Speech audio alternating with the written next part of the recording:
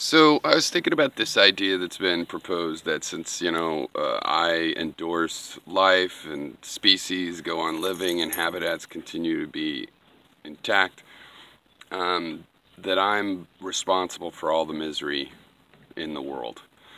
And Glenn Oss, who I assume most of you know, who's an antinatalist, makes these, I think, clever cartoons. For example, a recent one of his cartoons was basically making the argument that if your 14-year-old goes to a concert and gets killed by a terrorist, that's the parents' fault. And so I was thinking about this, because I thought, well, if that's true, then, I'm responsible for all the joy in the world, too. And that parent's responsible for all the joy of the kid that doesn't, get killed. And, so that means that really good, nice parents are responsible when things turn out badly for a person, for their child, in any time in their adult life or any other time. But it would also mean that they're responsible for all the joy, which is, and that would apply to really bad, abusive parents. And things turn out well and the person's life was great. Oh, well, then they get the credit too. And that seems really egotistical, like psychotically egotistical.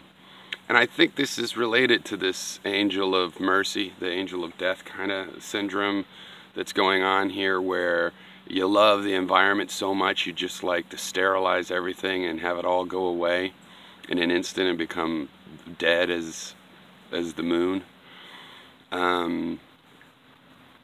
It's a megalomaniac and prohibitive attitude. People need to do the things they can do in their own sphere, and we can all join together and change the world.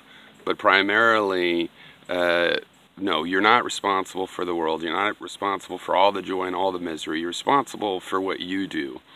And frankly, I'm sure if you looked at your life, there are ways you cause misery, things that you can do about it. And then we could come and discuss what kinds of things you found you could do, and other people who also want to do things to make the world a better place could do things in their life to make the world a better place. And that would be fine. It's just not fine when you actually take this, this mega ego approach that you're somehow responsible for the entire world. Would that it was true. Would that I could be responsible for so much. But it's beyond the scope of an individual human. What we have to do is we have to act locally on our own life in order to be better people, to not perpetrate the crimes that plague humanity. And, if I was really responsible for all the misery and all the joy, I don't think you can just sum those things up one way or another, because it's a matter of, I don't know, it might take you 8 hours, dog in a canoe dog, 8 hours to look for a little patch of strawberries, and you just get 1 or 2 strawberries. Is that a miserable experience overall? If it is, then I suggest that you pursue another activity. Some people will find that perfectly acceptable, especially the people that enjoy the 8 hours looking around, right? But if you find every single experience in your whole life is emotionally unsatisfactory, then that means there's an emotional issue.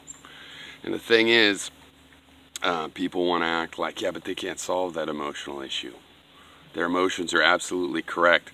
Their misery in the face of every experience, ultimately, even enjoyable ones, because of its pointlessness or whatever the reason is, then that's an emotional thing. And you can solve your emotional issues. You can't just retrofit them and put steel bands around the cracking walls. That'll just put your unsatisfactory emotional outlook, it'll just secure it and stabilize something that is not working for you. So, you know, if you find everything is emotionally negative, then, you know, you probably need to practice a little more with alternate ways of plugging your emotions together. Because you can change your emotional attitude. The real world is the real world, but your emotional take on it, that's your brain. You know, that you have, that's what you have influence on. That's what your will can do, is help you mull over your emotions so that you could rearrange those ones that are causing everything to be pointless and miserable.